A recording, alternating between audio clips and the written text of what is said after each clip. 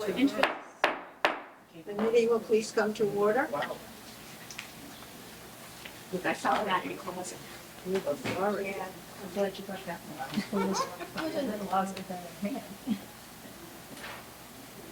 one. is there anyone in attendance who is also recording the meeting? Okay. May I have a roll call, please? Sharon Katina here. I Rose Charlie here. Roberta Briggs here. I just start over here.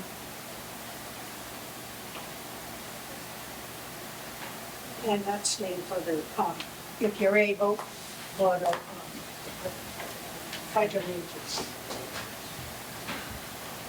I pledge allegiance to the flag of the United States of America and to the republic for which it stands, one nation, under God, indivisible, with liberty and justice for all.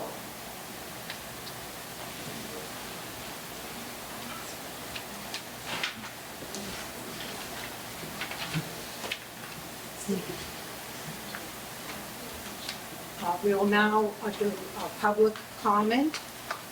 If you want to make a comment, you're restricted to 3 minutes, and there will be another opportunity to comment at the end of the meeting. Does anyone wish to comment? Seeing none, we'll move on to the next item. Discussion and vote to approve the May check registers. May I have a motion? I make a motion.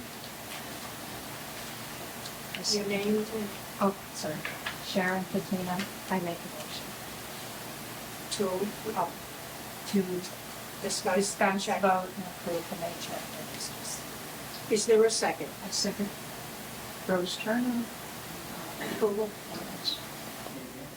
All in favor? Aye. Your name, please.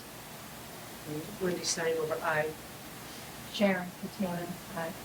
Rose Turner, aye. Roberta Briggs, aye. You're gonna have to speak up because Okay. people can't hear you. Okay, I'm sorry. What's the air conditioning? Yeah, but you show this too. Discussion and vote to approve the minutes of June 1st, 2023. What about discussion about the check registers? We didn't have a discussion, we voted, but we didn't have a discussion. Will be discussed before we vote. We just voted. We voted to Okay, discuss all right. it. All right. I Okay, got you. first and a second, okay. Okay. Yep. Is there any discussion then on the minutes of May 23rd? Can we finish the check registers first?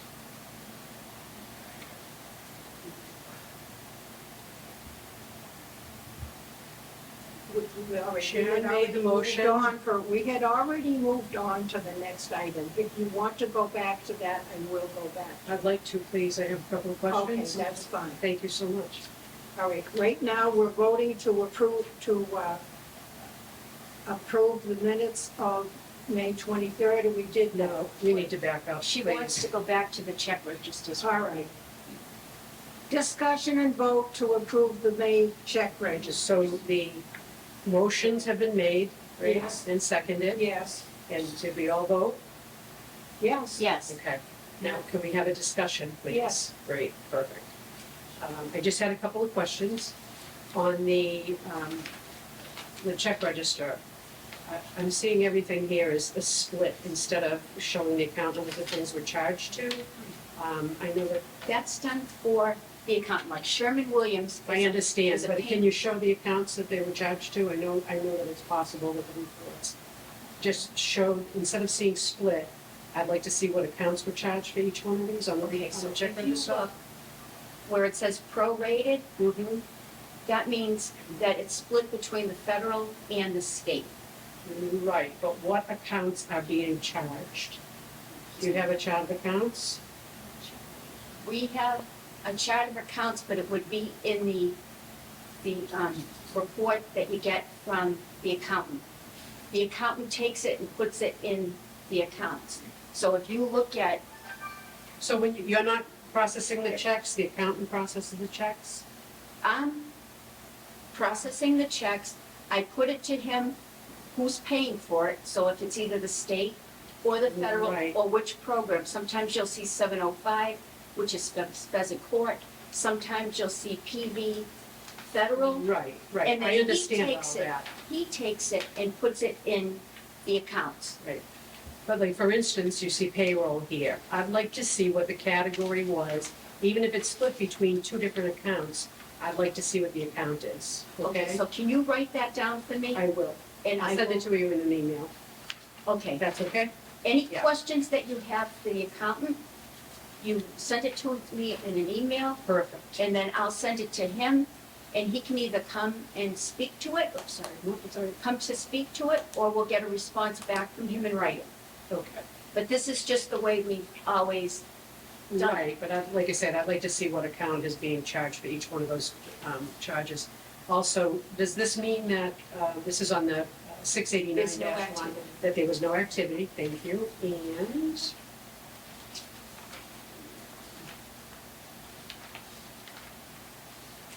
it's just the receipts for it, and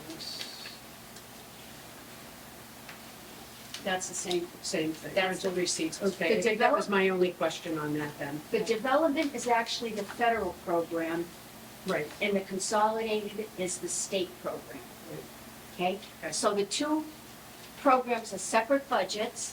yes, The monies are kept separately in separate accounts. right, And the only time the money comes together is when it goes into the revolving. Mhm. Because all the checks, all the bills are paid out of the revolving One account. account. That's the checking and then account. it's designated as to what the split was for federal and state, correct?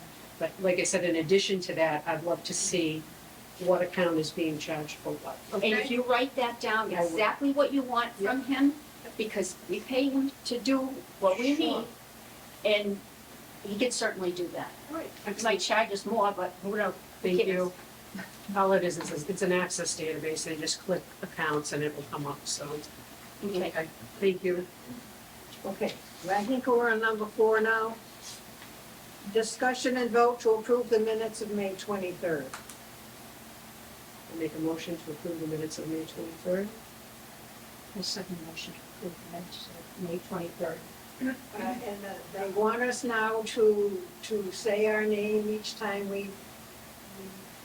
So they'll say I, Wendy. So, Wendy, if you do that, I Wendy Steinberg, aye. Rose Turner, aye. Sharon Katzman, aye. appreciate it. Roberta Briggs, aye. So all in favor. Discussion and vote to approve the minutes of June 1st, 2023. Have a motion. Make a motion to approve the June 1st meeting minutes. And a second. I, Rose Turner, second. Approval of the minutes of June. All in favor? Wendy Steinberg, aye. Sharon, Sharon Katzman, aye. Rose Turner. Roberta Briggs, aye. Can we have a discussion on that as well? Yes. On June 1st. Yes. One of the things that I've noted about the meeting minutes is that, well, a couple of things. Getting the packet the day before the meeting is insufficient time to be able to review everything. It was up until midnight last night when I read everything. Insufficient. So if we could have it maybe Tuesday, or at least Tuesday before the meeting, that would be Monday. Okay, Tuesday was a holiday, so this Tuesday, month was a yes. mess up, but it's not Yes. enough time. No, it's not. So I'd like to see that we get those packets. By when? I would say, Tuesday at the latest on a Thursday meeting. So if we can do Monday, Monday would be better. Monday would be better. So why don't we shoot for Monday, Okay. Tuesday at the latest, because it's not sufficient Right, time. right. You want to vote on? No, we can't vote. No, we usually do that. Yeah. It is usually, we usually get longer. I have did this since I came on. I have been getting it the night before the meeting. Every Oh. late 3:30, Yeah. 4 o'clock in the afternoon, the night Yeah. before the meeting when I get home from work. So I'm just asking if No, you no. could please do that. It would be great, So we're gonna- especially when you have a big packet like this. So we have We have Thursday meeting, board packet, Monday. Please, that'd be great. Also, with the agendas, with the minutes, it would be great if the minutes kind of matched along with the agenda that we did as far as the numbering and everything goes. And I feel like because we're not gonna be broadcasting and recording these meetings anymore, that these minutes are insufficient. They don't really reflect, I know it's a lot of work, but they don't really reflect what happened at the meeting. And so I would love to see, like I said, for each one of the items that's on the agenda to appear on the meeting minutes. In the same order. In the same order, yep. Yep. And I think instead of referring to I, even when you're doing the meetings, Laurie, that you should be Ms. Brennan or the executive director. It shouldn't be I in the body of the minutes. Like when you're speaking, member items and stuff, I had already spoken with Karen. It should be the executive director spoke directly with Karen about the new board members and. Okay, So and I did that you should because I'm the one refer that, to. yeah. Right, and any of the other should be referred to by their last name as well, so it should be Wendy Stein or whatever. Okay, so it needs to reflect the name. Yep, please. Okay. Thank you. That's an easy fix. Yeah. Yeah. So that was June 1st. Okay. Now we're on June 8th. Okay. Discussion and vote to approve the minutes of June 8th, 2023. May I have a motion? I make a motion to approve the meeting minutes from June 8th. Your name? Wendy Stein, Sharon Coutinho, second. Second, okay. All in favor? Aye. Aye. Roberta Briggs, aye. Discussion? Aye, question. Yes, we will have a discussion. Okay. Hi, Sharon Coutinho. Aye, Wendy Steinhover. And now we'll have a discussion. In the June 2023 meeting minutes, on the first, on the public comment, it said, Roberta read 2 email comments. It was one from Selectman Todd Green, who made a plea to continue to record and broadcast meetings. I'd like that to be reflected in the minutes. Also, under item 1, discussion surrounding how it was that Mr. Page was nominated for the seat after having been recently voted off the Housing Authority. I'd like more detail on that. I'll provide you with the language that I'm looking for. Again, this isn't because we're not going to be broadcasting and recording it anymore. That this is in an effort to make sure that the meeting minutes reflect what goes on at the meeting. Item number 2, the board was advised by the executive director vote to accept revised income limits for continued occupancy was perfunctory. It was established every 2 years, and the first time the board has been asked to accept it and have the board vote. And that should be reflected in the meeting minutes. Under item 3, the discussion surrounding discontinuing televising the AHA board meetings centered on the need for confidence in public housing and ensuring transparency in the process and procedures approved by the board and the Dad's residents. Ms. Steinhover opposed this move and asked who brought the item to the agenda and how they thought this helps with confidence and transparency. The ED stated she brought the item to the agenda with reason being the previous meeting and having residents show up to voice complaints.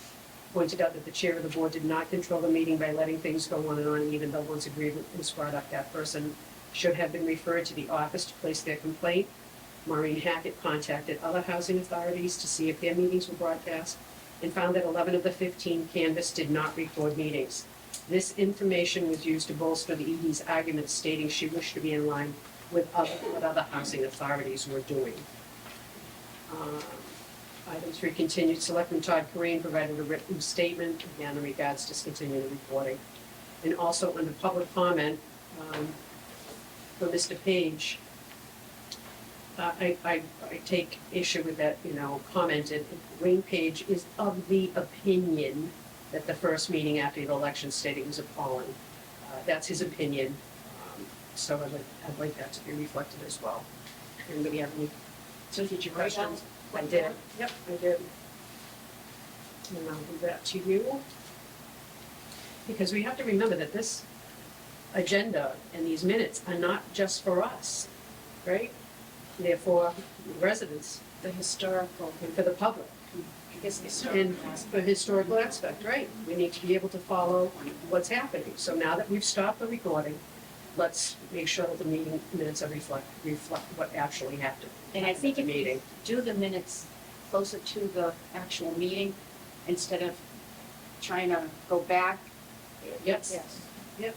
it's, that's easy fix. And maybe, maybe you tape record it if you need to, refer back to anything that, any discussion that happened at the meeting. And we just- used to do that, that's how I used to do meeting minutes anyways. And we just announced that we're recording it for secretarial Right, absolutely. proficiency, and Mhm. you go from there, but I think that would be helpful. That was the good part about being recorded, because we could go back and refer to it, but I am not capable of paying attention at the meeting Right, and right. keeping good notes. Well, you should be paying attention that we're working on that. Yeah, so that we can fix, easy one, and this'll help. That's great. That was too late, right? Yeah. That was Judy. Now, after the discussion, has anybody else got any comments? If not, then we vote, a final vote on this to make sure that everybody understands how it's gonna be done. All in favor? I Wexler. Aye, Sherrill King. will understand. I go for the votes. Okay, discussion and vote to approve the community policy, community room policy. And, let's have a vote to discuss this. I make a motion to approve the community room policy. We need a second? I second that motion, Sherrill King. Okay, all in favor? Aye, Wexler. Aye, Sherrill King. I will vote for it.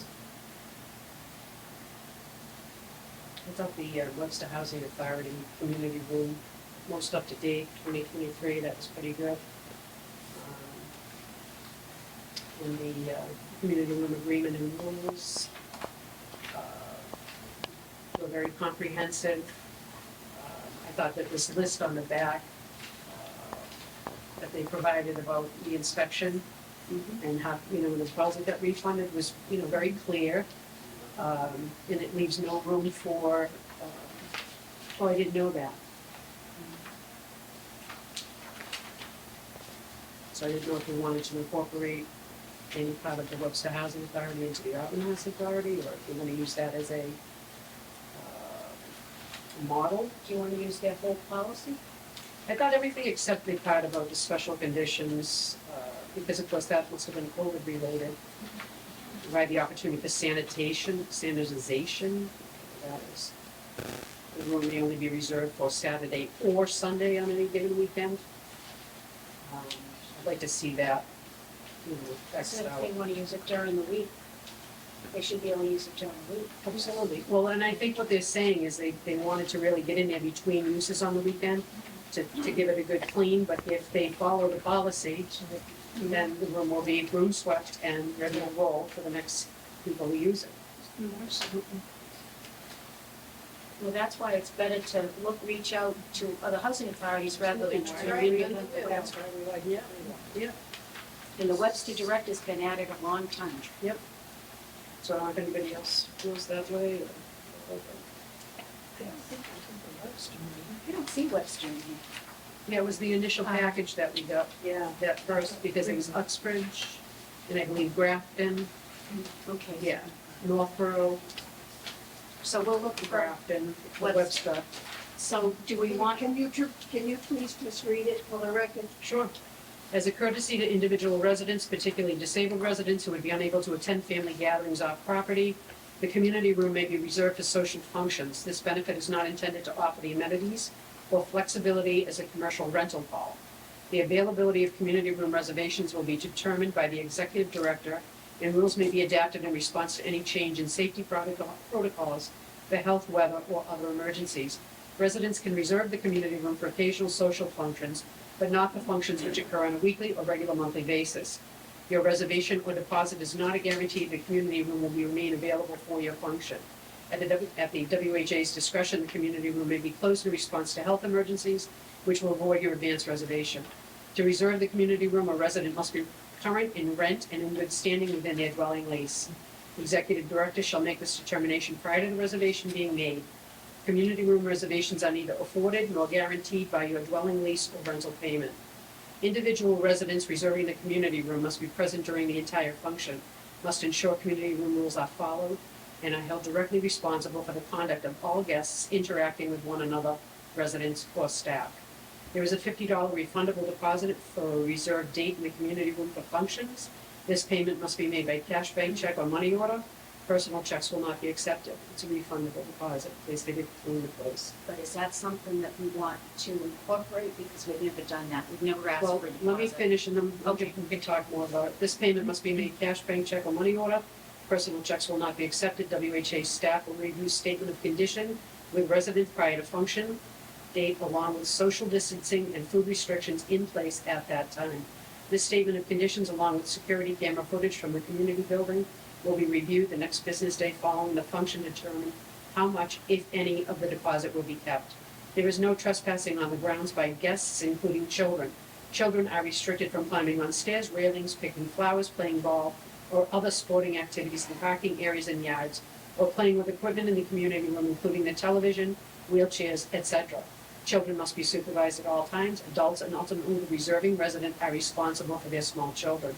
There's no smoking, vaping, etc. anywhere, inside buildings or outside on Golden Heights property. No alcoholic beverages are allowed on housing authority grounds, parking areas, or within the community room functions. Parking is restricted to the visitors' parking area. Tenants must not allow guests to park in any resident spaces. Violators will be towed, and reserving tenant will be ineligible for future reservations. Residents reserving the community room are responsible for their own cleanup. The Webster Housing Authority does not supply any paper goods or cleaning products. All trash must be placed in plastic bags and removed to dumpster. There'll be a charge above the security deposit if the community room and areas are not left in clean condition. Guests must respect all residents' rights while attending social functions. Gatherings must adhere to all fire regulations. The hall has limited capacity, and maximum attendance cannot exceed that limit. Gatherings must also adhere to current distancing guidelines set by the Housing Authority in response to health crises. Only tables and chairs may be moved, no other furniture or equipment. Tables should be carried, not dragged, to prevent damage to the floor. No decorations are allowed on walls, windows, doors, light fixtures, or ceilings. Any outdoor signage placed at the street corner or on the property must be removed at the close of your function. If furniture must be moved repeatedly for regularly scheduled tenant activities, for example, chair yoga, maintenance will work to accommodate the organizers directly. The premises must be vacated by 8 p.m. unless this restriction has been waived by the Housing Authority. Residents reserving the room must make sure the doors are locked when they leave and contact the authority to set up an inspection of the room on the next business day. A copy of the indemnification agreement will be given to the resident at the time of signing for future references. I think they covered it all. I do too. Then there's a community room agreement and rules, tenant name, apartment, date of function, from to, proposed use, number attending, we talked about that, right? So that's a good one. Persons desiring to utilize the community room for social recreational use must first secure permission from the executive director of his or her authorized representative. The requesting resident must be in good standing with rental payments and lease obligations. This determination will be made prior to confirming the reservation. The community room may be used by residents of the Housing Authority. The use of the community room is conditional upon receiving the following information. Failure to provide this information may result in your request being denied. The date, time, and day the community room will be occupied, number of person attending, and this notes building such and such holds maximum number of persons per the fire department. Residents desiring to utilize the community room will be required to sign and complete an indemnification agreement. A community room reservation. The agreement is not a guarantee the room will be open or available for your function. And then they have on the opposite side, resident used hall on WHA post-event inspection to refund deposit. Trash bags were tied up and put in dumpster by resident. Resident room swept all floors, including kitchen. Resident wiped down surfaces, tables, stovetop, microwave counters, refrigerator. Inside oven cleaned of any spills. Excuse me. Spam call. Tenant is responsible for cleaning the room. I'm sorry, I lost my place. inside of oven clean of any spills. We said that they're not gonna be using the kitchen sink clean, straight or empty. Scratches on floor, damage to furniture, paper decorations remain on surfaces. Outdoor signage placed at the street corner on the property not removed. So I think it was pretty comprehensive. That's my opinion. I think somebody else. Any changes that you'd like to make? I'm gonna borrow yours. Yeah, I just thought that special condition that one work day in between community room use is required. So again, if it's Yeah. clean, and that would be, an exception to that rule would be that somebody left the place a mess. Right. So, I'll Now, leave what it at about that. the deposit piece of it? We've never asked her, do you think, it's probably a good idea. Yeah, I mean, it's gonna make sure they want their money back, they And wanna you know make what? sure it's clean. There's a legal piece to this, so they may have had a problem Yes. and got legal involved to come up with this policy. Because there are some legal aspects to that, and maybe we should follow their lead. It's a good idea. That's a good idea. I agree. Just in case they don't clean. I would just have a friendly amendment to that, is if you're gonna have children here and they're gonna be outside, they need to have an adult there with them. Because not an older child, I don't think is just enough of a legal. But are we gonna allow them to be outside? Well, That's this- the other thing. Well, this says that there is no trespassing on the ground by guests, including children. Children are restricted from climbing on stairs, blah, blah, blah, blah. Yes. Parking areas and yes, or playing with equipment in the community room. Children must be supervised at all times. Ultimately, the reserving resident and the adults are responsible for their small children, so I think that covers it. But I think you might have some older children too that might be out in this parking lot playing ball or something, and a car comes through here, they need to have the supervision in mind. But from what this is saying, the children shouldn't be outside at all. Yeah. If the function is in the community room, they need to be in the community Yeah, room. there is no trespassing on the grounds by guests, including children. So they can't be out on the grounds, they have to be in the community room. So I think that, But I think that it needs to covers be that. clearer is what I'm saying, because they'll say, well, they're not intruding on property because they're gonna stay in the parking lot. No, And I would no, just they're like gonna to stay in the see that. community room. The grounds is all encompassing Yes. of the entire property. Yes. You want to add on the grounds, entire property? Just makes it clear. Throw it in there. Just turn it off. I appreciate that. I just don't want anybody to get hurt. Right. Yep. So we're gonna redo it, and then at the next meeting, it's gonna be presented again with the changes, and then you're gonna vote, okay?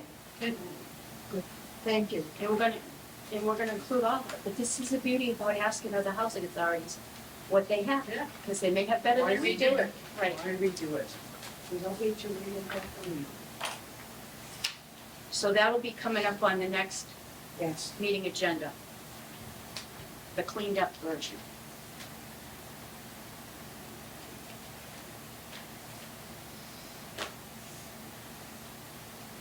All right. Sally can sit here. Is Sally here? Yes. Sally, you're up. Sally D'Angelo from the Auburn Youth and Family Services. All right. Hi, Sally. How are you? I used to work there when I first came into the house. Did you really? Yes, I did. It was great. I loved it. It's a wonderful place. Yes, it is. Well, I want to thank you so much for allowing me to come here this morning. And, Excuse me. Could you please talk a little bit louder? Oh, Because I louder? know they were having problems hearing me, so I'm Sure. sure they're gonna have problems hearing you. Sure. Well, I want to thank everybody for the opportunity to be here this morning. Auburn Youth is very lucky because we've had the strongest partnership for many, many years that we've been in the community. And, because of the relationship between the Housing Authority and the town and Auburn Youth, we were able to build our building, which we're still in. And because you worked with us in partnership with the land, and that has been truly such a wonderful part of my career at Auburn, seeing that building go up and the services that are provided to the people in the community, to all the people in the community as well, being able to work with the residents and all the housing authorities. This morning I wanted to just share with you a few of the programs that we have that we offer to the entire community, but also all the residents that are involved in the housing authority. Since the pandemic, like you, I hear you talking a lot about the pandemic and getting things open again, and things haven't been the same, but they weren't the same for us either during that time. During that time, we were forced to close some of our programs, and that just is not who we are, because we love to be with the people and the families and helping people. So we lost a few of the programs, and we prioritized our board of directors. We had to make some decisions about prioritizing things. And unfortunately, food insecurity came to the top of the list, as well as, a lot of mental health counseling during that time. And that still seems to be, you hear about that in the news all the time, and everybody's talking about the same things. So we had a food pantry that was open twice a month, and we were able during that time, because of some special funds that we got through some state grants, to offer the pantry being open 5 days a week. And we still have continued that. We have really changed the way we're offering that service to make it more accessible to people. It's a very hard thing to walk in the door, any individual, and say, I don't have, I need help with food, or I need help with something. We try to make that as easy as possible. So we have reopened our pantry so that people can come in and choose their own food. So on Wednesdays, we have a time from 10 to 3. People make an appointment. We want to make it as personable and easy as possible, so you do have an appointment so that you can come in and, pick your own food. And we're moving towards very healthy options. We have produce. We have 2 different kinds of produce and vegetables, and we have meat. And we have canned items that are lower salt. People are on restricted diets or things like that. So you come in and you have a time to do that and kind of talk with staff. We also have a clothing closet that has really nice things in it, gently used, and people are giving us new things that even have tags on it, so you can come in and use that. And some of the families that have come in and used it is saying that they feel like they're out shopping. It's their special time to come and have some personal time for themselves. And then we have the other options we have. Some people don't want to come in, but we do curbside pickup. So we have a list of everything we have in the pantry, and you can call 832-5707, extension 102, and you can leave a message and we will get back to you. We have a wonderful woman that works for us, Lisa, who will return that call and go over everything that we have, and then we will bag that up for you and you can pick it up curbside. And today we do deliveries, so if you're not able to get there and you don't feel comfortable coming in, we will do deliveries to your home as well.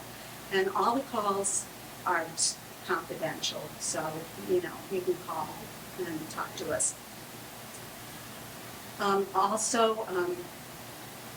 We have probably about 40 to 45 families in the development that are involved in services in one way or the other. It could be through food, it could be they're involved, and we offer programs in the fall, like our first aid program, providing school supplies for kids going back to school, and that is going to be coming up on August 14th through 18th. We will be distributing school supplies, which includes backpacks and markers and lunch boxes and water bottles and notebooks and things that everybody needs to go back to school. We'll also have our clothing closet open up then as well. And during the holiday times, we offer holiday programs so that families can come and get a little extra help with Christmas gifts, as well as food as well. Thanksgiving time, we do that too. People can come in and they're going to put together their own Thanksgiving basket, and we'll also do the curbside pickup and the deliveries at that time. Also, we have, we believe strongly in basic needs programs. There's a lot going on in the world right now. Families need that extra support. So we do information and referral to other organizations, in the greater Worcester community. And we have been offered, through the town, we had received some of that ARPA money, so we're able to help a little bit with rent and things like that, as well as, food. We use that for food and also counseling services. I have a full-time clinical director, Dr. Louise Mendola. She's been there probably 2 years less than I've been there. I have a full-time mental health clinician, and we use student interns from local colleges. So we do have counseling resources available for individuals. During the summer in July and August, I'm also offering a time on Tuesdays from 10 to 11 for anybody that wants to come in and talk to me and meet staff and have a cup of coffee with me, to talk about our services, just to have informal confirmation. If you've never seen the building, I'll give you a tour of the building, but anybody that wants to come in and chat about things on Tuesdays. So. And that's pretty much it for now. I do have some flyers that I thought could be distributed to all the residents so they know how the food pantry works. I don't, do you want me to leave them with you, Lori? Yeah, because we have other notices going out, Sally, Okay. with other things we want to address with the residents. We can certainly stick that in. Mhm. And it'll stand out because it's green.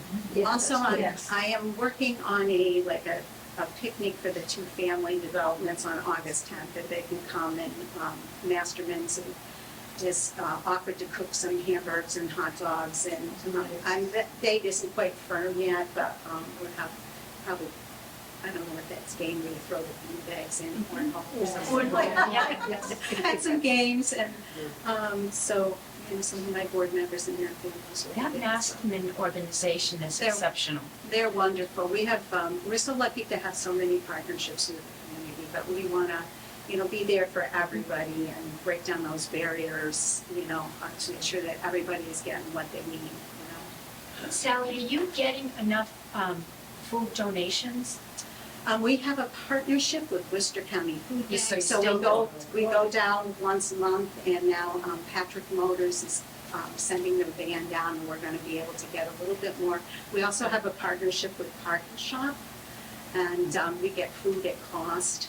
Some of that ARPA money we can buy. They've been great to us, as well as all the organizations in the community donate food. The school does food drives for us. Individuals in the community bring in food. It's constantly happening, and clothes and things like that. So all the agencies that you had in the past are still in place? So nobody's really fallen off the cart? No, per se. you can always use more donations and money, it's a nonprofit. The cost of, if you go in a grocery store, myself, I go in a grocery store and I'm just buying for myself because my daughter moved out, I'm like, $200? You gotta be kidding me. And just think of that as a family that's already financially stressed when you have to make decisions about, whether you're gonna pay your rent or your light bill or whatever, just having that food. And people come in and they can get food. They go out with 3 bags. I'd say that's worth maybe $65 to $70, and it's really healthy stuff. So it is there. We also are working on some tomatoes and pepper plants we have with a raised garden. That was an Eagle Scout project by an individual in the community. So, That's perfect. Can I ask about clothing donations? What is the criteria for clothing donations? Gently used, no holes. Right now we're taking summer items. We will be taking fall items in the future. We take men, women's, and children's clothes. I've got some really, really nice donations. People are so happy there. Well, I know that a number of our residents are participating in the food pantry, even including the elderly, because they have come in because we're doing rent recertification, so I'm looking at what they have for money, and there isn't a whole lot left. So when you look at what, It's hard. when you look at what they pay for prescriptions, I mean, some are paying out huge money, some are with a system where they're not paying.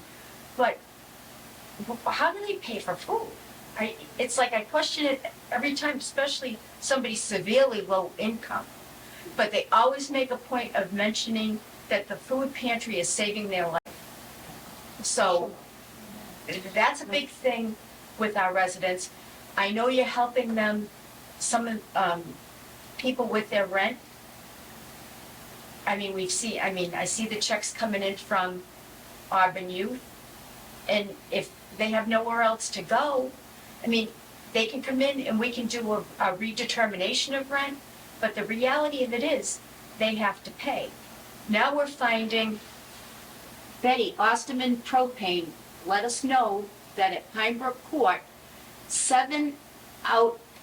there's 12 units, and 3 are actually paying their gas bill, and 9 are not, and they're gonna be shut off. They're gonna be locked out. Osterman has worked with them as much as they possibly can, but the residents are refusing to pay. We actually had one resident that owed over $2,000 to the propane company. He turned around and Frank, what did he put in for tank? An outside grill tank in his kitchen, even if they eat and cook. So you know the gas grill tank. He turned around and he was told to remove it Dangerous. by the maintenance. They actually took the tank and didn't put another one back in. And it was Ostermans themselves that called us and said, did you know? Well, we knew, and we had removed it once, but they turned around and put it back in. Do you realize how flammable and what that could have done? We could have taken out that whole top because the buildings are so close. But they were informed they could not do it. They were It's a told carbon monoxide danger as well. they were told they needed to pay, but they failed to do it until we threatened them, which we did, and just said, hey, listen, you want to lose your apartment, keep this up, because that's an easy eviction. They put everybody at risk at the top of the hill down there. But we have right now, Osterman called us, gave a list of the residents who have failed to pay and owe considerable amount of money for their gas bill. So if they don't have gas, we have to push to evict. So it's a It's a huge problem. challenging time for everybody. It's challenging. So that was another thing that we wanted to bring up, because 9 out of 12 isn't a good number. I don't know if anybody have asked you from Pine Brook Court for assistance. Has anybody? I don't want to name, I'm just, I can't really talk about that, so. well, Osterman's basically told us they're gonna lock them out this month. So, that is one of the issues that we're gonna work with the residents, because they're required to have utilities in their name. And they are required to be current in their bill, or they're facing eviction. Not good. Not good. You're doing wonderful work. Thank you so much for having me. I appreciate the We partnership. haven't seen you in a long time. I know, We it's nice to be appreciate it. here. Well, thank you so much, and Thank you please, so much. our door is always open. Please come to Auburn, you can visit me, I'll give you a cup of coffee and Sally, talk we about don't some know. positions. No, that's great. Thank you so much. So on Thank you. Tuesdays from 10 to 11 in July and August, meet the director. Right, but starting July 18th. July 18th. Wait, what's 11 and 7, 18th, July 18th. And one thing I want to mention, leave those for Lori. That's good. we own the land that Auburn Youth and Family sits on. The state built the building for Sally's use for that program. So we don't have anywhere in our budget to offset any expenses at Auburn Youth. There's no where to go. There's no pool of money in the way the budget is set up through the state. Maybe that's something that we need to address down the road. But like you're asking me, Wendy, about the line items, there is no line item for Auburn Youth.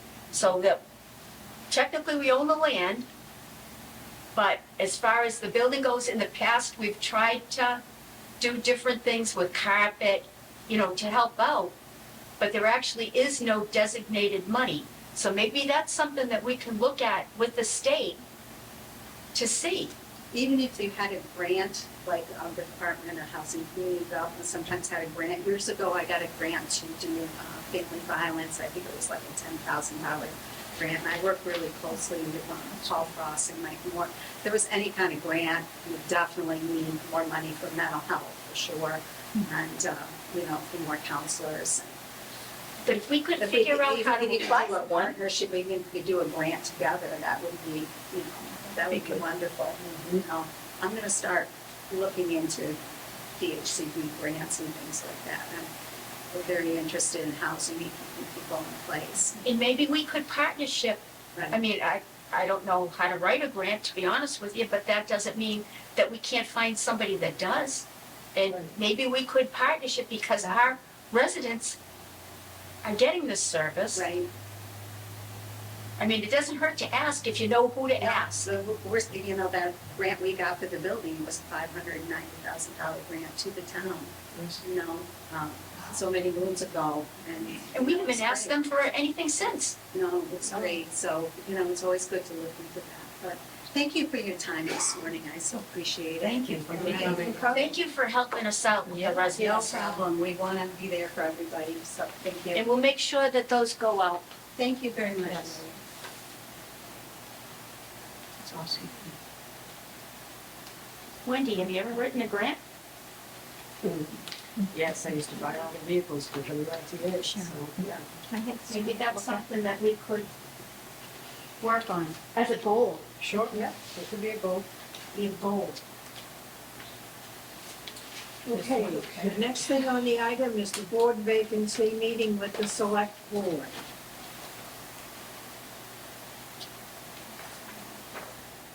That is supposed to be Monday night. Monday at 6:30? Yeah, 1, 2, 3, 4, 5,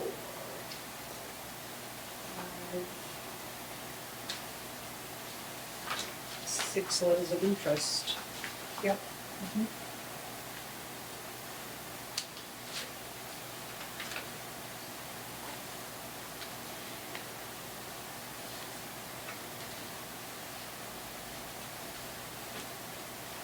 Are we discussing these individuals, or are we just acknowledging that we're going to have a meeting with the select board on Monday?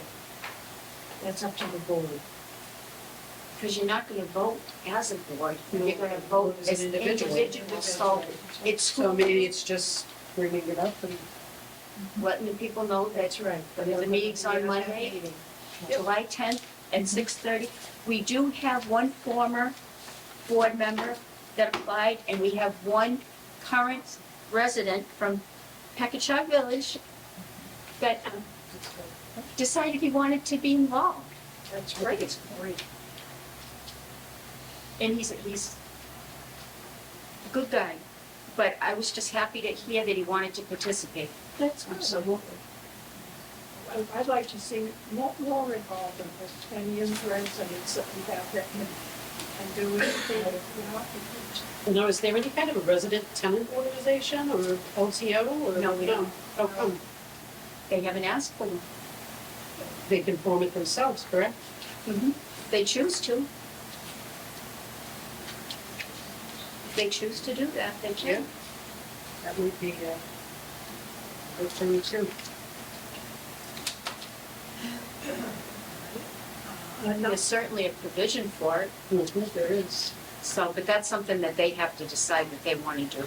And if they want to do that, then the only problem with that is there are things involved in it, and it's a commitment on the part of the residents. But that's something they can certainly do. Are we ready to move on? Okay, an update on attorney speaking to the board about board responsibilities. Karen always has agreed to come and speak, and if she wants to wait until we have a full board, so that'll be after. We've had her come in the past Yes. to give board trainings, and it's been a long time since she's been in. Great. But since we have new board members, Right. and it's probably a good idea to have her come and give us a refresher course. It will be a training. It will not be an open meeting. It will not be posted as an open meeting. It is strictly a training for the board, Yes, which we've done in the past. yes, we have. Every so many years.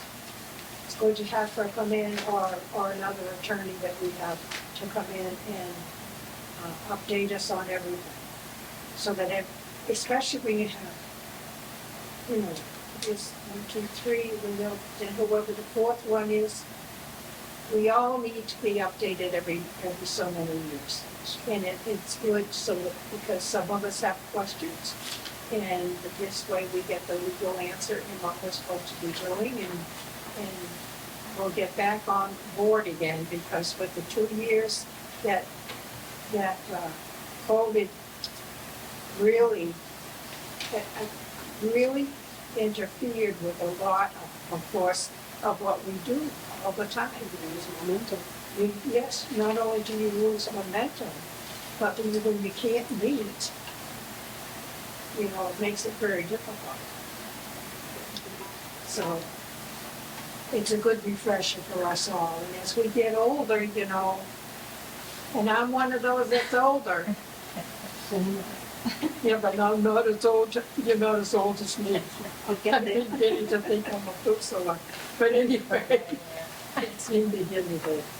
Okay, so that's just an update on that, thank you.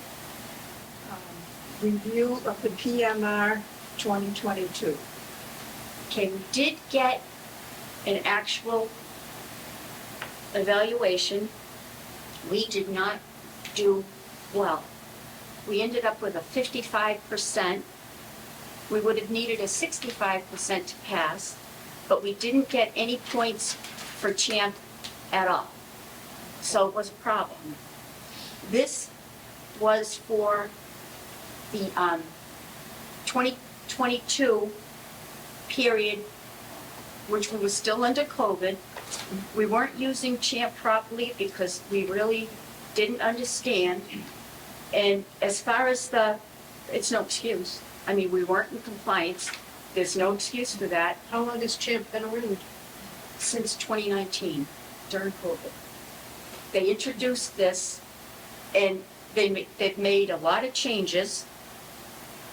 And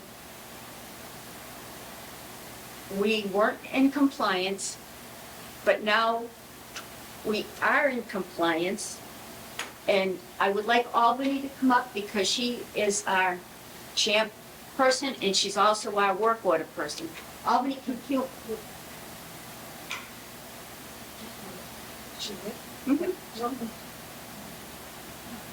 Well, hi, Albany. Hello. Have a seat.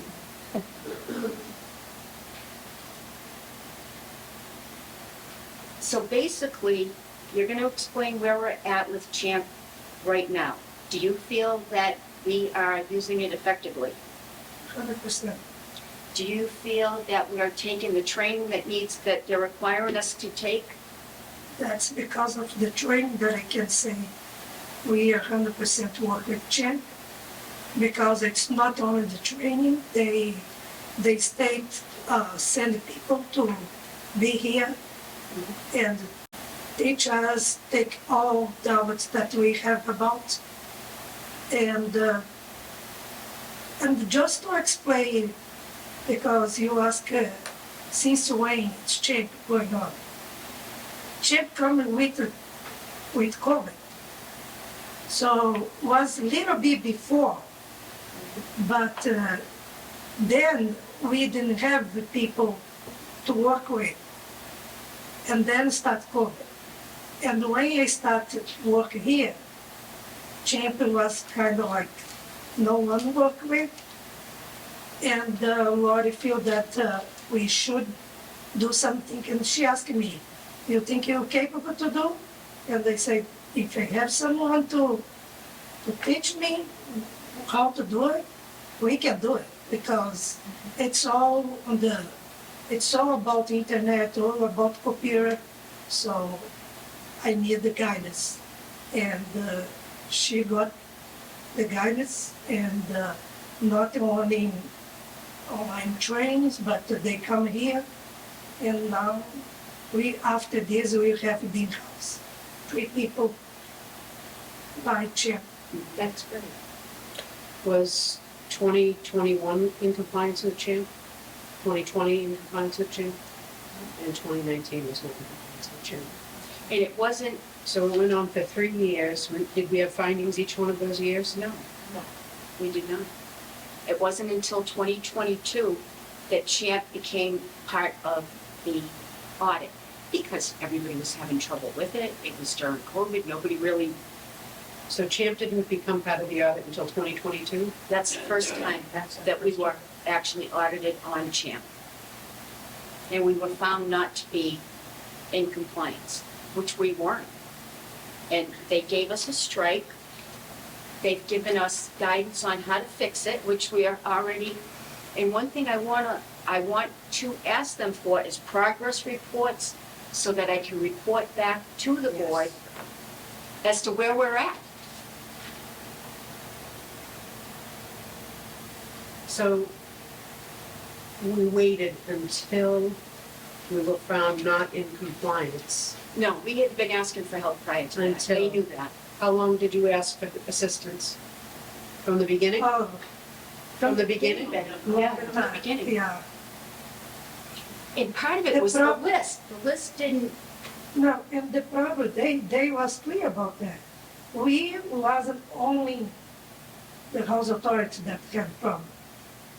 So they have to be, it's one person have to be in different place, because all local house authorities have problem. So then we have to wait for the time, like after the PMR, we still wait someone to come. And supposed to be yesterday, yeah. The And, word water piece of it, was- he was supposed to come yesterday. and cancel. 10 minutes before he was Yes. supposed to be there. But So he's come up. we're waiting for. And that's only because we are using it. We just want to make sure we're using it properly. And because they gave us this strike, they have an obligation to assess us so that we know where we're at going forward. And I'm going to keep asking them, you see what we're posting, you see our vacancies, we do have a CHAMP list for you that she ran off. And it's like, it's very, very difficult to understand, because these people are from all over the country. Anybody can apply for CHAMP. You don't have to be a state resident. You don't, the list is ridiculous. Now they've turned around and they put a new Only system for in. Auburn, we have 11,000 people on the waiting list. We have Not 11,000 Auburn residents, though. No, No. How many Auburn residents? You know? no. We not go by, because locals, they have preference but not priority. So we're not going by if they are local or not. We're going by the priority. Because the priority that make they come up to the top of the list, not the preference. So be a veteran and be a local. On the state, it's preference, not priority. So we have a lot homeless.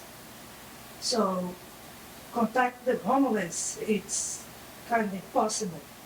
We spend the money to send packets, and they don't come back. Because today They're homeless, there's no. today they address. give some address that some shelter or friend, Right, next week there's and someplace then, else. yeah, so,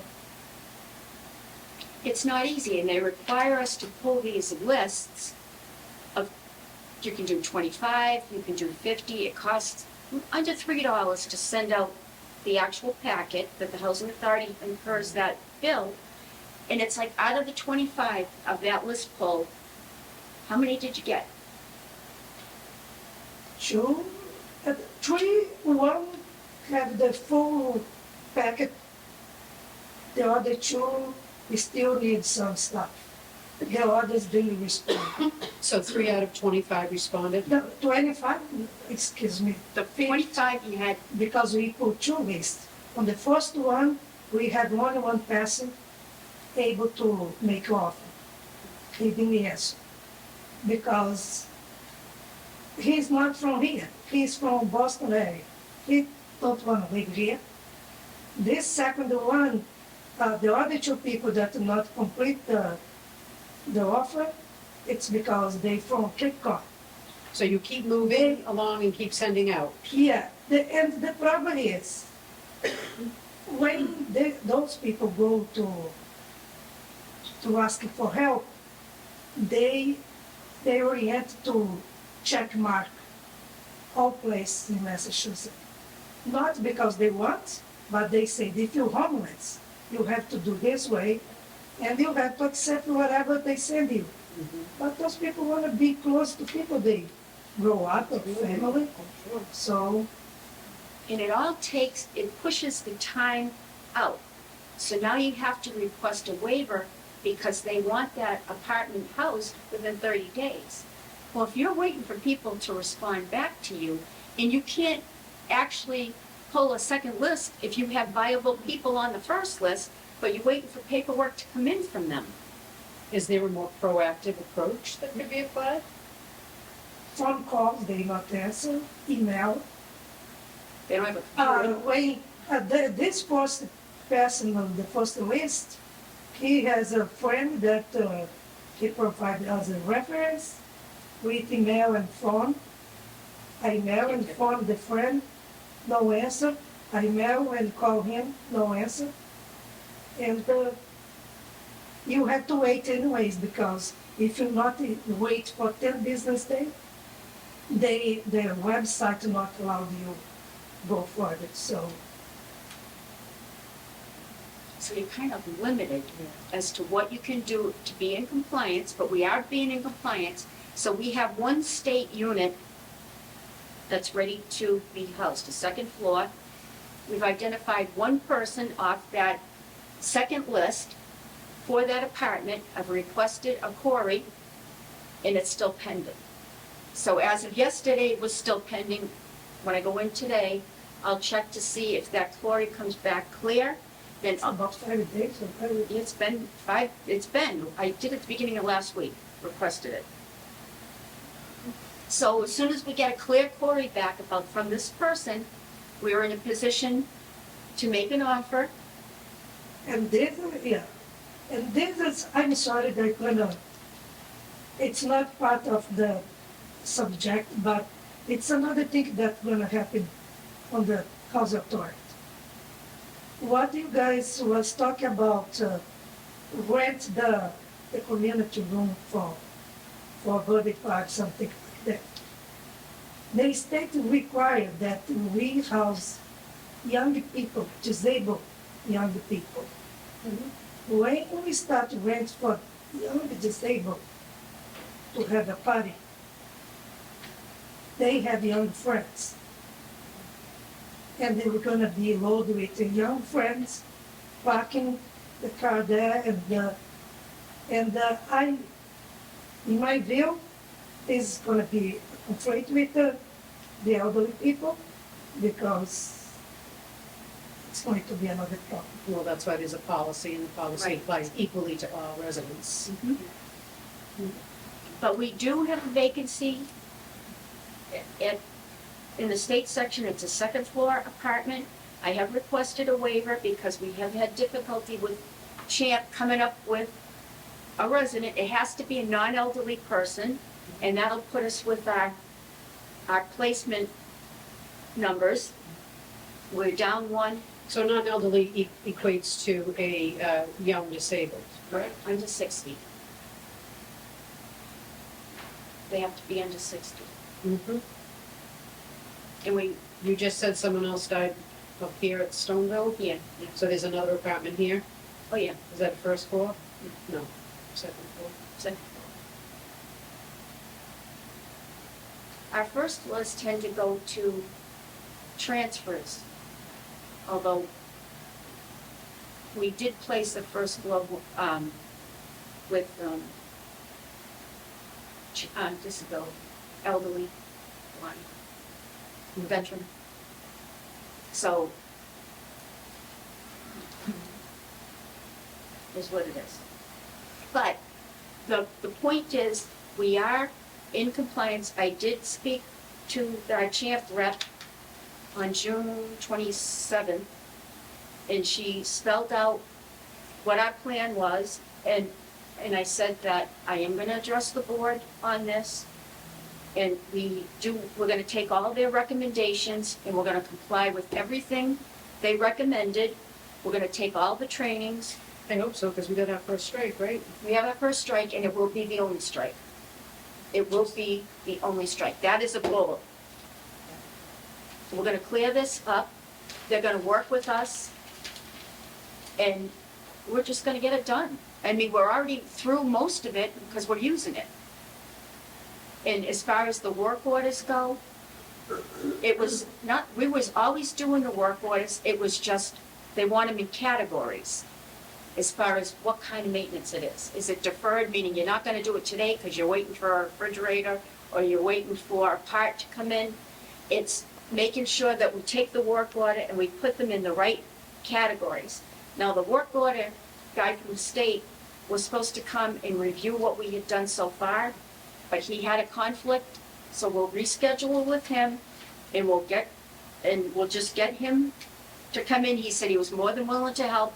The last time he came out for another reason, but everything that we had been cited for, we will be in compliance because I'm gonna request progress reports from them, and if we're not, they need to tell us what we're not doing right. So how many of your staff are cross-trained on each one of these systems? I have to be cross-trained on everything.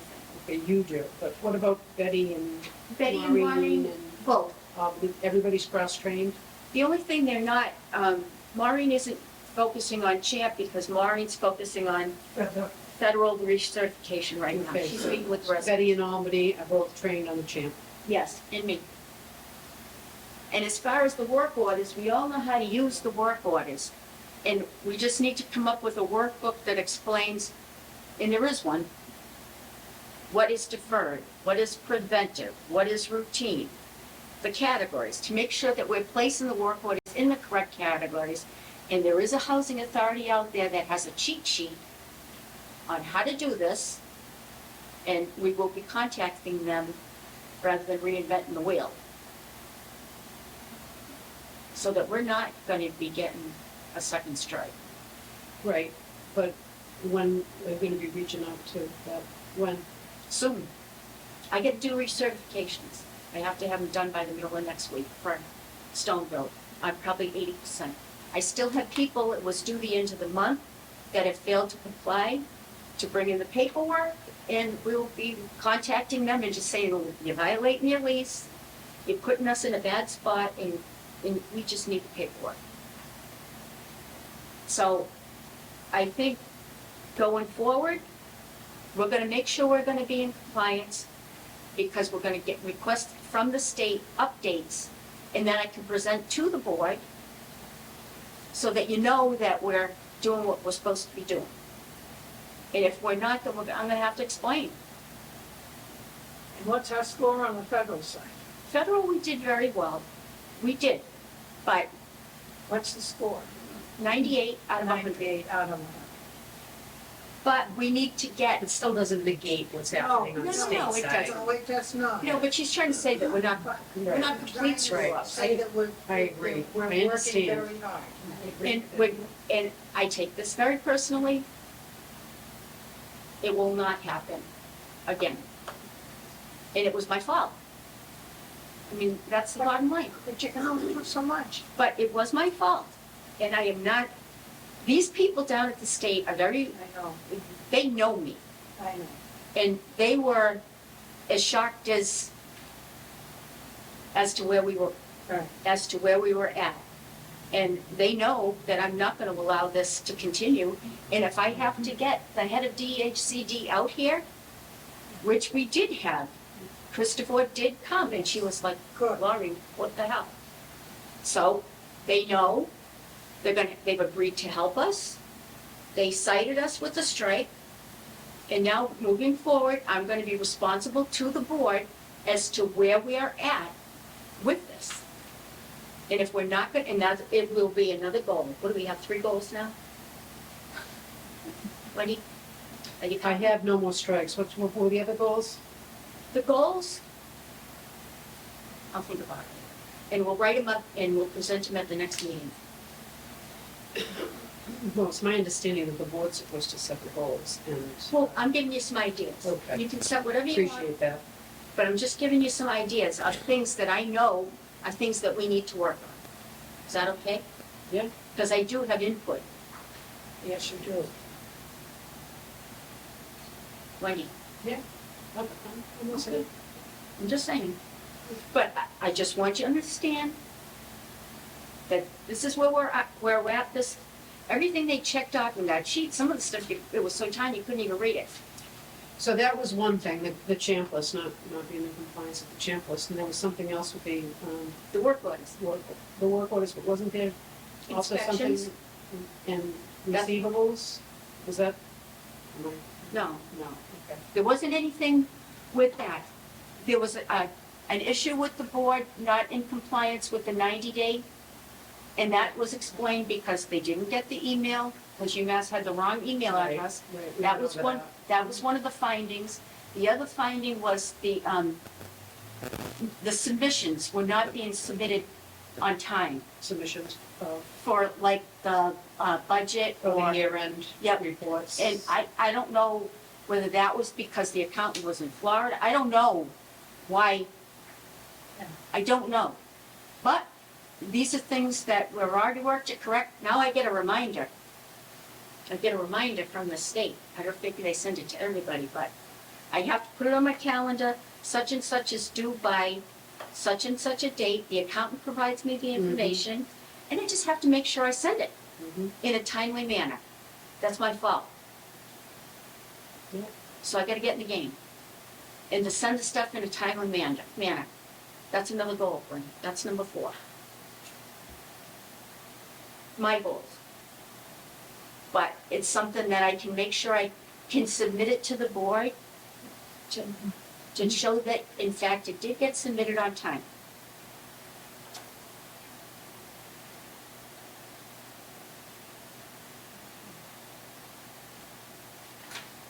So that's this. And we're gonna do whatever they tell us to do. We're gonna ask for help when we need help. We're gonna ask for progress reports that I can present to the board in a timely manner so that you know that we're complying with what they've requested. And it was all my fault. Period. And I will do You can better. delegate a job, but you can't delegate a responsibility. So, You have, is that part of your executive report? No, that was for the no, PLR. that was the PMR. Yep. So are we Thank ready? you, Albany. Thank you very much, Albany. You're welcome. And this way you get a chance to meet the staff. Frank and Jurgen, come on. This is part of my executive director's report. That's good.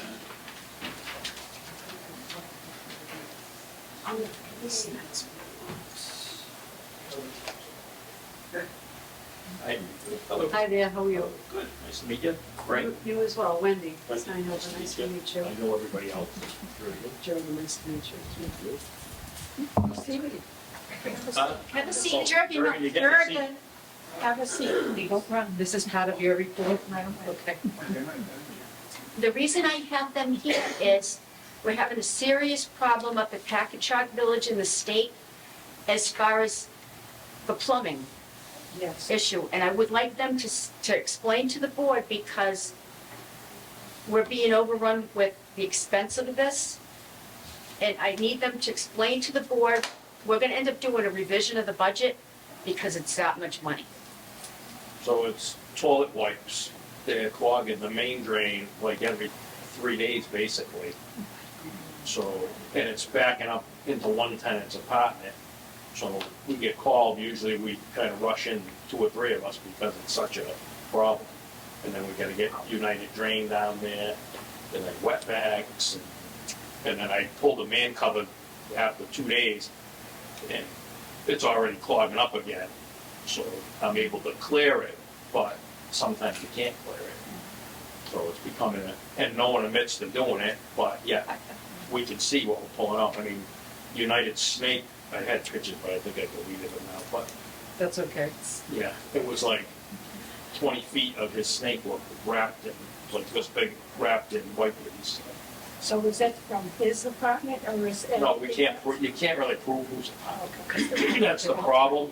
That's why I'm. There are asking. probably more than one person doing it, but you talk to them and, I mean, we can't physically just go in No.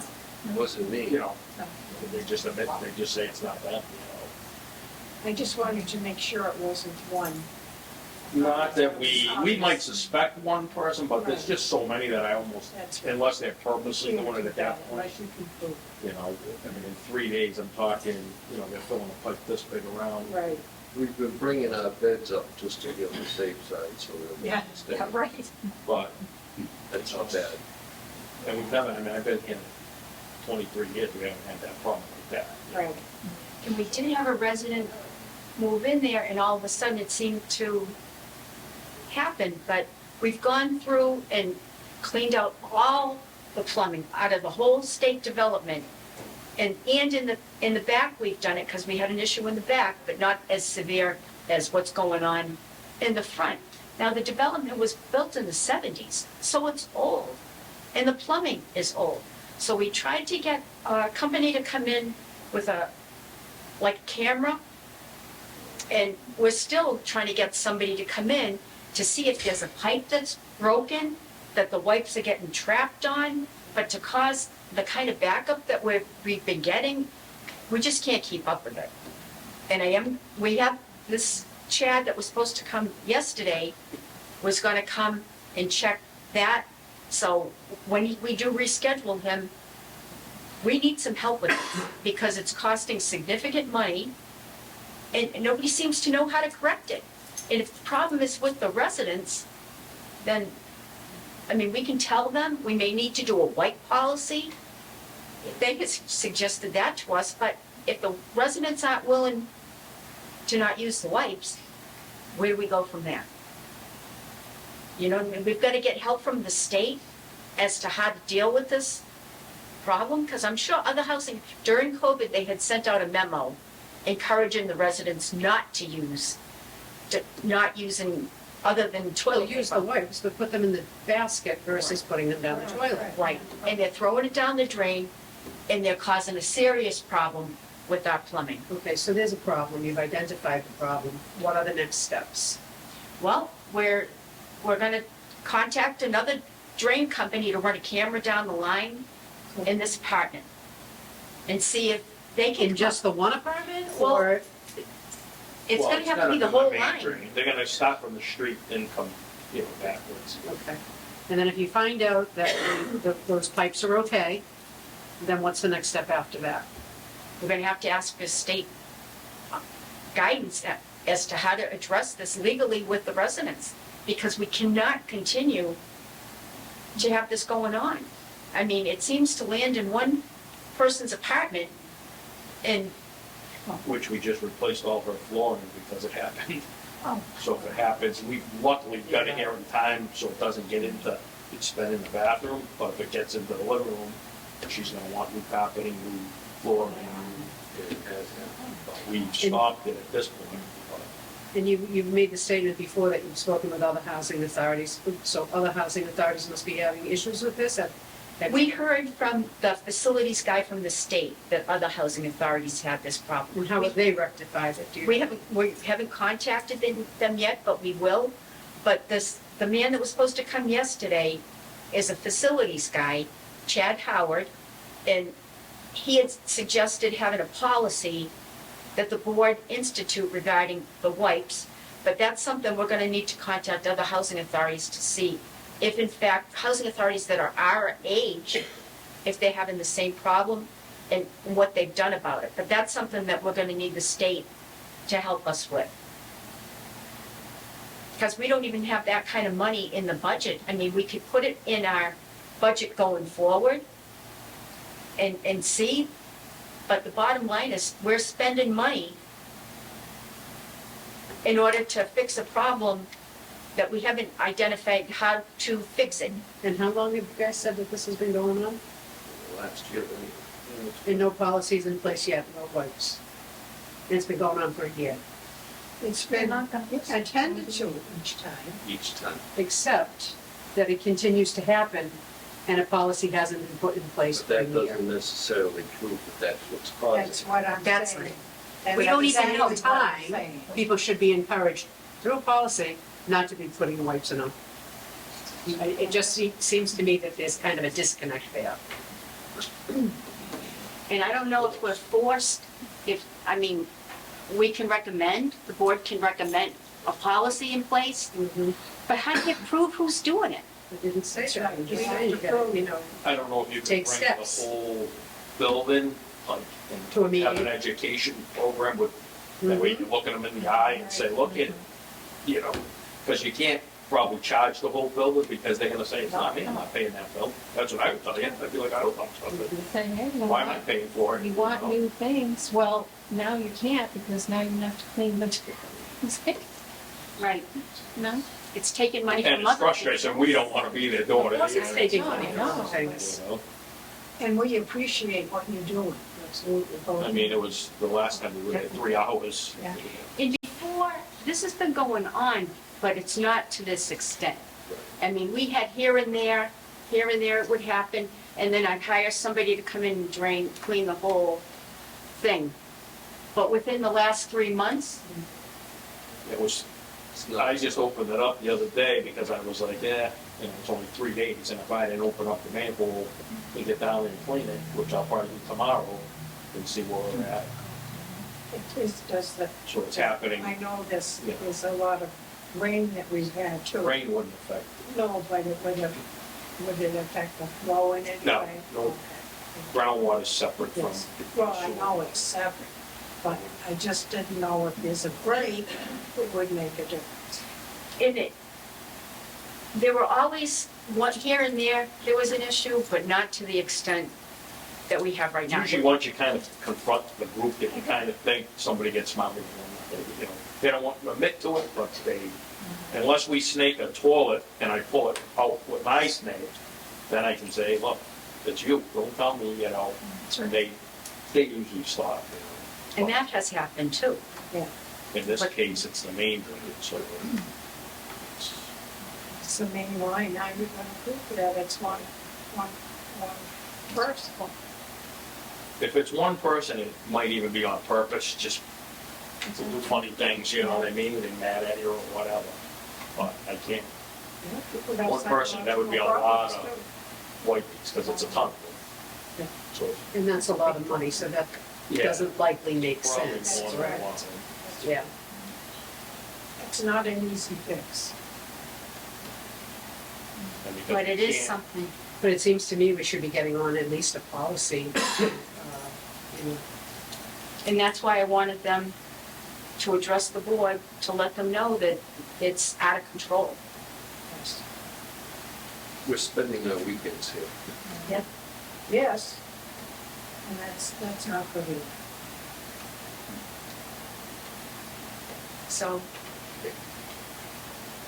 we have a white problem, A what? a white problem. Right. Thank you, nice meeting you. Good to meet you both. Yes. So that's why I said it could be a psychological. a new policy, you cannot flush any, nobody. We're not, so they're not pointing fingers. Nobody can flush whites. And we can Or call them to anything. other housing guys to That, see. that I would, you know, you're spending a lot of money, throwing good money after bad here. At a minimum, policy's an easy thing, we can get that in place, right? And we can call around to see if anybody else has a policy, anybody else is having a proper. Well, you said the problem with it. facilities guy from the state said that we're not the only one with this issue. And they did put out a letter to us during COVID, asking them, people were throwing tampons, they were throwing diapers. There was a whole list of things that people were throwing down. I can actually pull that memo. So the state identified that there was a problem during COVID.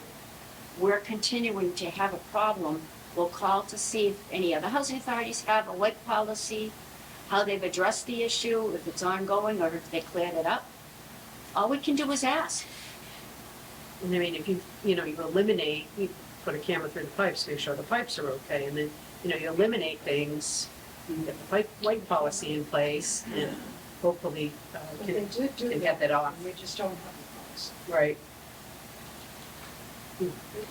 But I wanted them to explain, it's bad. It's bad. It's unnecessary. People It is It unnecessary. is unnecessary. They're not gonna follow it. If they're gonna do it, they're gonna keep following And there, it could Says it be, right on the it could be deliberate. Yes. I can't rule it out. it. Oh, definitely not. So, but then even that is kind of tough to prove.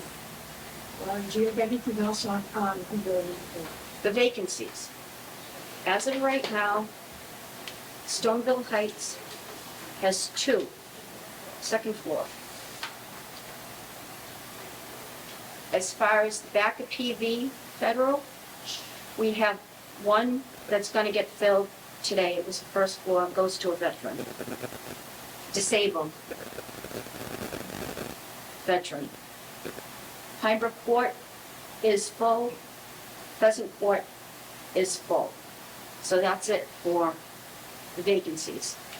I did have a complaint from a resident, and she wrote to me, this is a request, I'm aware of the ban on birdhouses at Packagug Village, but what has been going on is chunks of bread are being thrown all over the ground, plus Cheetos, Fritos, etc., you name it.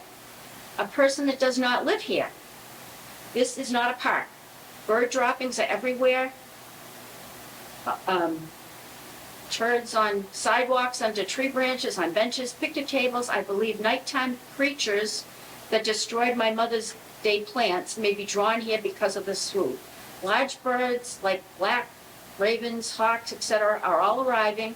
One flew right past a neighbor's face. They're getting very bold. My request is perhaps a memo letter sent out that this has to stop, maybe allow a birdhouse only. That's where bird food belongs and not to draw animals. I have to be anonymous with this request. Okay? So, that goes with the state sanitary code put out a directive that pests have become a big problem with landlords. So now we have to have, before we can rent an apartment, we are required to hire or have somebody do a pest inspection to check for mice, anything else that squirrels, Rats. chipmunks, rats, anything that could be drawn in.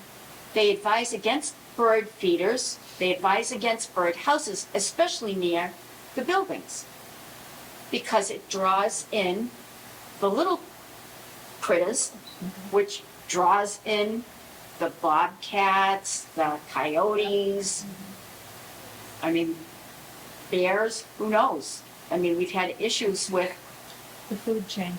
right, so, And we do have bears in Auburn. right.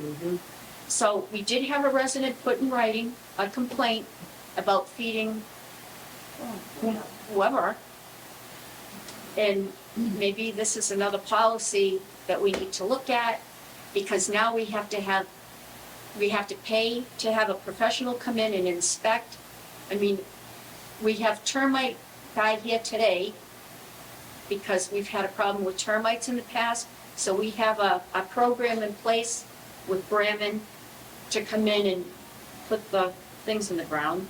We've been using NCON to deal with any kind of, like we had one of the trash rooms out here, mice.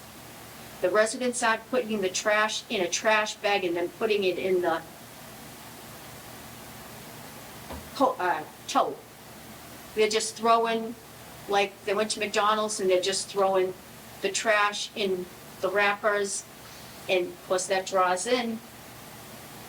So we have it's in the rules and regulations that they are to put their trash in not a Shaw's bag, but in a trash bag and seal it up so that we don't have this problem going forward.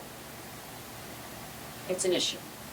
Have you sent out a notice to the residents that they need to do these? We have notices that need to go out Okay. on multiple issues, parking. We did do smoking. And going forward, we've done guests, staying over the welcome, not reporting it to the office.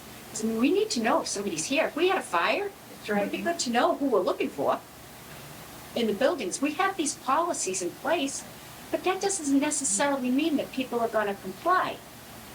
But isn't the policy on overnight guests or 10 days or something? 14 days 14 days. in federal, 21 days in state, in a year.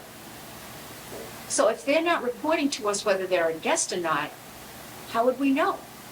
We hear from the other residents that they're violating policy, but they are required to report to us in the event that we had a tragedy here. We need to know who we're looking for. I mean, it's in their interest, but they're violating rules. I mean, if you get a dog, you're required to tell us, oh, by the way, you have a dog. You can't just bring a dog in. You have to contact the town, get a permit, provide vaccination certificate, license. There's a pet deposit, $160, dog and cat. But next thing you're riding around through the jungle, you're walking around, all of a sudden you see a dog with a person. It's like, well, where the hell did the dog come from? It's true. Well, this lady states in her letter to you that the person that's doing it doesn't even live on the property. Well, it seems So what do you propose? well, and this is the thing. You'll find out who it is. We gotta find out who it is, or maybe they know who it is. Are they the only ones? Okay. Do you know what I mean? She's saying Yeah. that it's somebody that doesn't live here. Well, what the hell are they doing coming here and dumping their bread? Do you know what I mean? That makes no sense. There's gotta be other people feeding. Oh, yeah. Yes. Do you know what I mean? The bottom line is, we don't need that near the buildings. I mean, I come through at night, find doors open. I mean, doors to the buildings open all night long. So anything Who can are come they in. letting in? The animals can come in.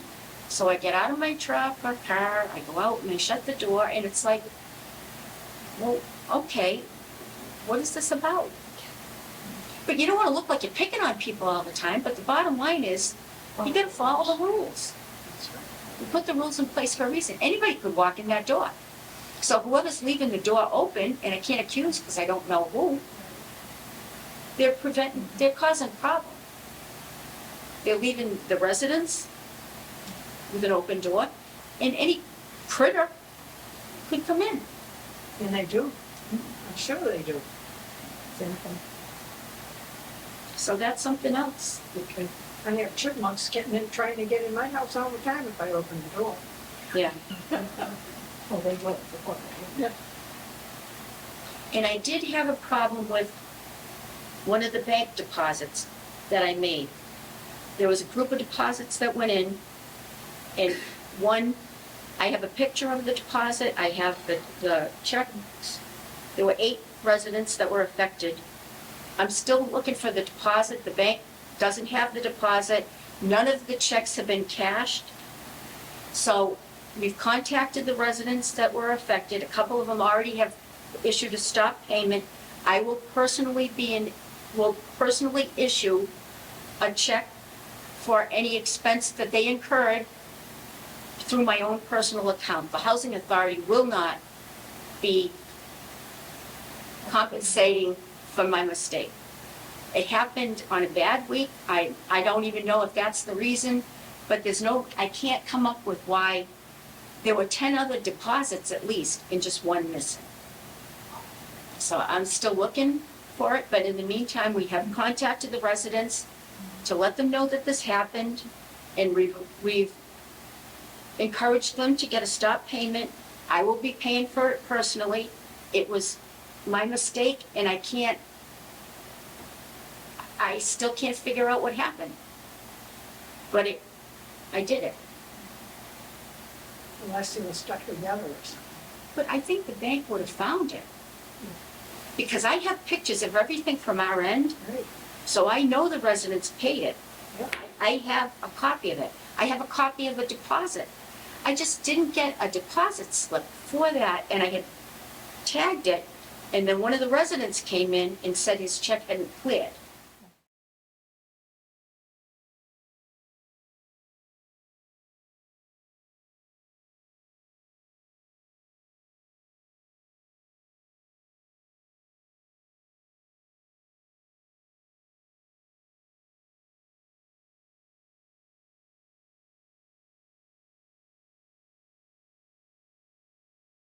It was adversely impacting my family, impacted my mental health and that of my son. Requested a meeting with Auburn Housing Authority on May 31st, 2022. 1 year has passed. I've received no meeting, follow-up, or communication from the Auburn Housing Authority about my documented concerns, chronic ongoing issues which have not been addressed.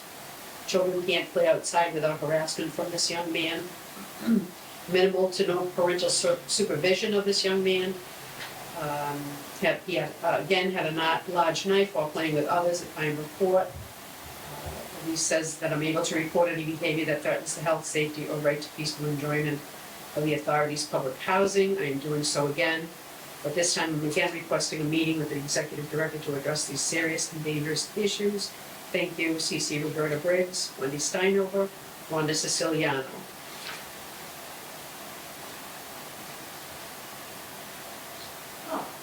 I'm not sure how much we can say because When we did get the we're working with first, the attorney.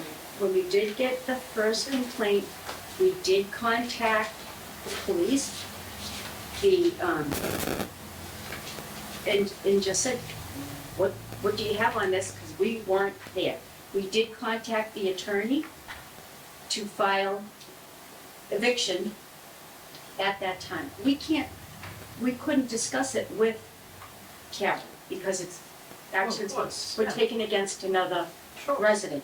I think she was surprised that we had done that, because we did tell her, yes, in fact, we are working this issue.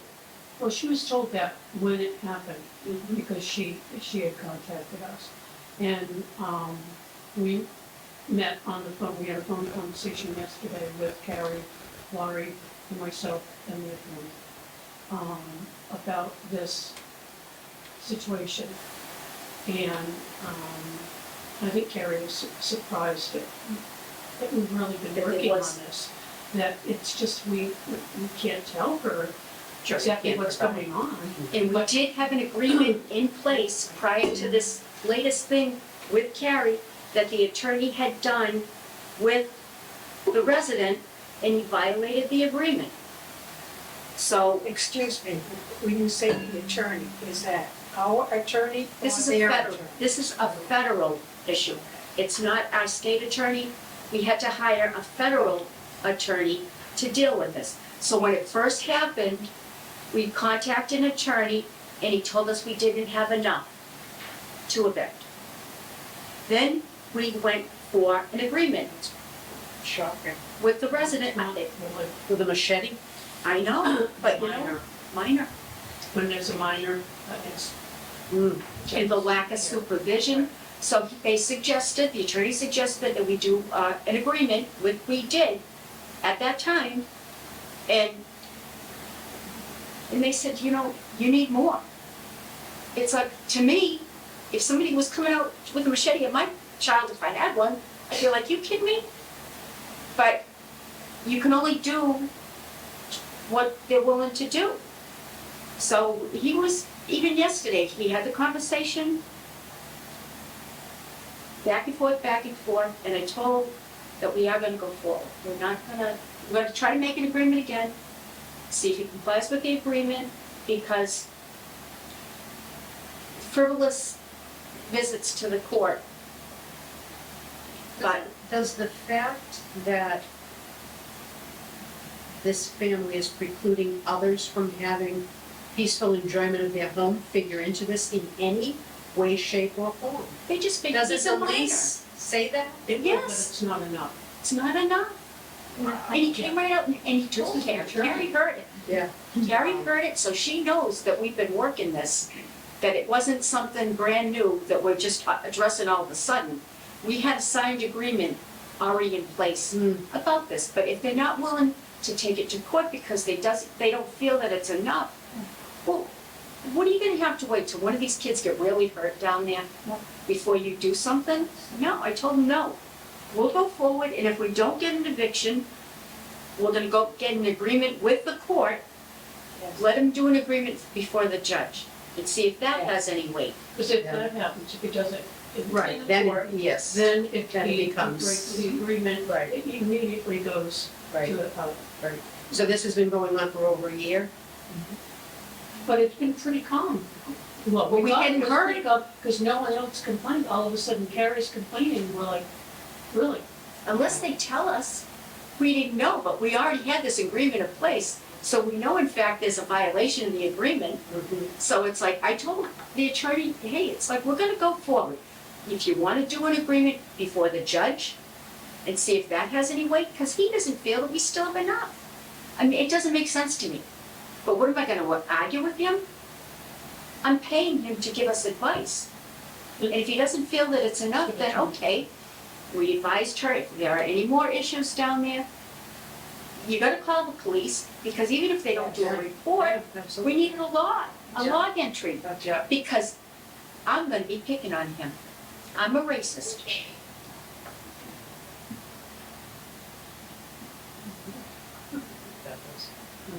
I'm gonna be picking on him, I've been already accused of it. All right, well, I'm just surprised that, I don't I want was you to surprised I think, didn't see it on the agenda. because it was under, Well, Yeah, because you received it too, right? Okay, Yeah. I just wanted to make sure. And I just got it this week, the other day. And it's not gonna be on the agenda once the agenda's already posted. June 20th. Was it June June 20th. But again, this is a tenant issue that we. Right. that's an Yes, in-house thing, right? In-house, Right. yes. And we shouldn't even, So we should, Right, right, even Yeah. talking this much about it It's not. is, I'm just simply saying, Right. I get this letter, I never heard of this problem at all before, and other people were CC'd on it, I just assumed everybody on the board got it. And, Yes. Because it's a was surprised. you gotta be careful. Yeah. We gotta be careful about, but I didn't want you to think that we weren't addressing this It's issue. fine, we can stop now, it's fine. I was as surprised as anybody, I thought it Yeah, was I a was packet of too. information from the, I was surprised Yeah. too, especially since it was a year ago, that it's done. and then the only other thing hanging out is an open meeting law complaint. Mm-hmm. We still have to do progress with member items. The other thing is member items. Was she gonna do the open meeting law? Yeah. Open I'm gonna use the extra. Is that on here? It's not on there, because we didn't get it before the agenda was posted. But time is of the essence, I mean, what? time is of the essence on this. To the chair, if I could speak to it. We've already contacted Karen Allers, the Yes. attorney. Yes. She's going to write the letter. And I have this my request. The public body must meet to review the complaint within 14 business Which is days. what we're doing now. Right, Yes. we are the public body. Yes, and Yeah. I requested that Karen Allers Okay. contact. Thank you for the update.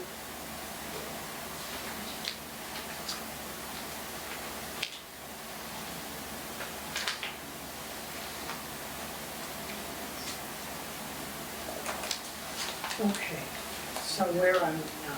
Let's see. Yes, member items. Anybody have a comment? And there again, you've got 3 minutes to speak. If you want to speak, you have 3 minutes. Could I have your name, please?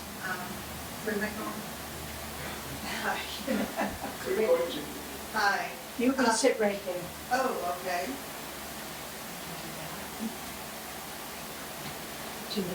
Hi, Patricia Joyce, 6 Murray Ave. I'm a concerned citizen. I've lived here 40 years. I've always been involved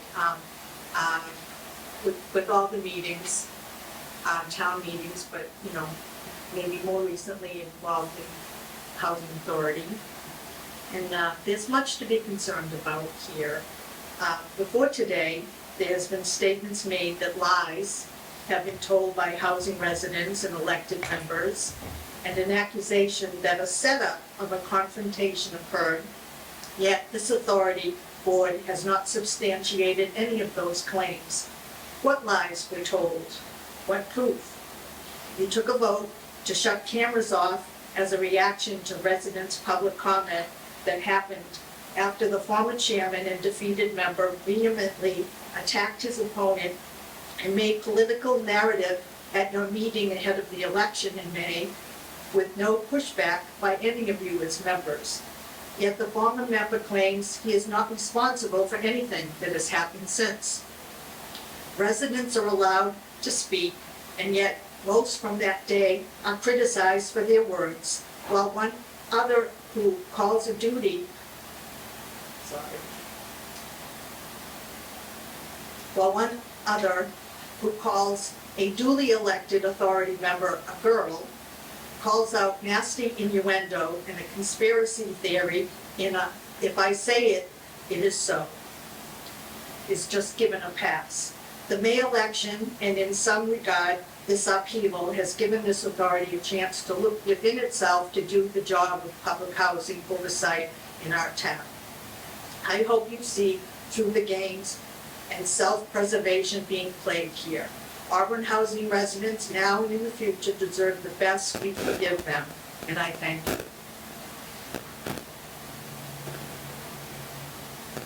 Mr. Page, you have 3 minutes.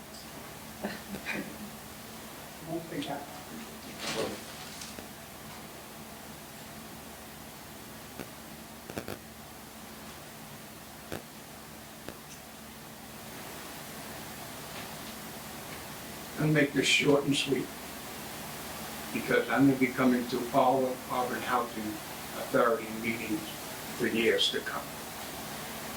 I will speak as a resident when I feel I need to. I will be not be quieted by people that have their own self-agendas. I totally spoke out on the 8th from the truth and from my heart. I will not be shut up for my beliefs and when I believe in good people in the committee and the residents of the Auburn housing. You have many, many people in the Auburn housing. We have 1 or 2 that came out just before the election and started a bunch of things. They had called one of these members a liar. Was totally incorrect. And I'm not going to put up with it. I will tell you, I totally agree with everything this board has done. It's not an easy position. It's a day-to-day thing for the administration to do their job. It's a day-to-day thing for maintenance to do their jobs. You are serving a lot of people in housing. But when you have 1 or 2 that want to use, in my opinion, an election, and the next meeting after the election to call people liars, maybe the people ought to look at themselves And I think the prior lady that just got up and spoke, I don't think I ever seen her at an Auburn housing meeting, ever. Ever. And a lot of these people have not been to the meetings. You have citizens comment, it's on TV. I bet you in 10 years that I was chairman, you may have 4 people. Maybe once in a great while, you'll have a little group. That's it. And 1 minute. And, okay, and I am gonna be here to protect this board, to help out the board. And even with Wendy, we disagree 100%. And she knows it, and I know it. But if I believe she's right, I'll stick with her. There's no doubt about it. I don't need that kind of aggravation. But if people want to cause aggravations with Wayne Page, they know I'm not just going to sit there and let it happen. And I just want to thank the board for letting me speak, and have a good day. Thank you. You're welcome. Anyone else? No other comments? Okay. Please,